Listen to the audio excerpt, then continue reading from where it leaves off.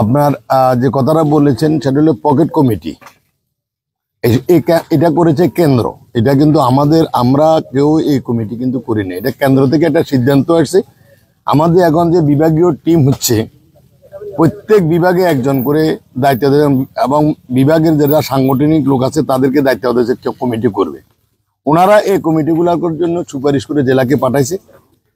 কেন্দ্রের সিদ্ধান্ত যদি পকেট কমিটি বলেন, তাহলে যারা এই বিভিন্নভাবে কমিটি নিজের ইচ্ছা করছে, তাহলে সেই কমিটিকে আমি কি বলবো? এটা তো কেন্দ্র যে সিদ্ধান্তটা দিচ্ছে বিভাগীয় টিম, এটা তো আমাদের ভারপ্রাপ্ত চেয়ারম্যান সাহেবের নির্দেশে করা হচ্ছে। এটা এই ধরনের কথা বলা মানে ভারপ্রাপ্ত চেয়ারম্যান এবং দলের নির্দেশনাকে উপেক্ষা করা। আপনার দলীয় নেতা কর্মীরাই বলছে এটা পকেট কমিটি। আমার দলীয় কর্মী বলতে যারা মিটিং করছে, তারা মিছিল করছে, তারা বিএনপির কি? আপনারা যাদেরকে দেখছেন মিছিল করছে, যার নেতৃত্বে করছে, সে বিএনপির কি? সে কেন করবে? বিএনপির যারা, যদি কেউ মনে করে এখানে একটা কমিটি হচ্ছে সংক্ষিপ্ত কমিটি, পূর্ণাঙ্গ কমিটি করা হয়নি।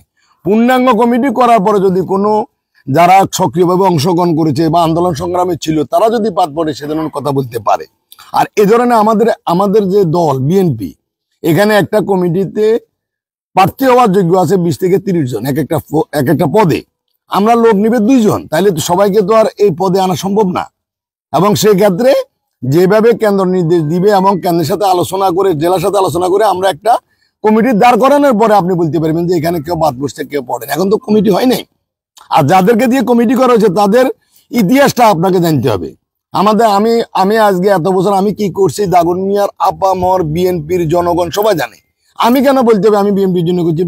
আমি কাজ করেছি কি করি নাই, সেই কথা চিন্তা ভাবনা করে তো কেন্দ্র আমাকে এখানে দিয়েছে। আর আমার সহযোগী যারা ছিল, যেমন আমার সিনিয়র সহযোগী দিয়েছে মাহমুদুল হক মাধু সাহেব, আমার আগে বিএনপি করে এবং বিএনপি কিন্তু পরীক্ষিত নেতা। আমার সদস্য সচিব দিয়েছে কামরুল উদ্দিন, সে ছাত্র দলের 2003 সালে ছাত্র দলের সভাপতি। আজকে 23 বছর আগে পরে যদি আসি, আপনি বলেন যে এরা বিএনপির কি বা এরা কারা? যারা প্রশ্ন শুনছে তারা কারা? তারা বিএনপির কি? আপনারা যাদেরকে মিছিল করতে দেখছেন, এরা বিএনপির কোন পদে আছে?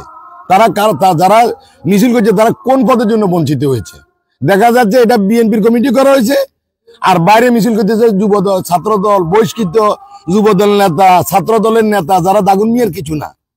এভাবে একটা দলকে বিভক্তি করার একটা চক্রান্ত চলছে। এটা আওয়ামী লীগের এজেন্ডা বাস্তবায়নের কাজ করছে। আপনারা যদি মিছিল দেখেন, এখানে বহিরাগত আছে, বহিষ্কৃত নেতারা আছে, এবং এদেরকে একটা গ্রুপ যারা আওয়ামী লীগের সঙ্গে লিয়াজু করছে, তাদের একটা ইন্ধন আছে।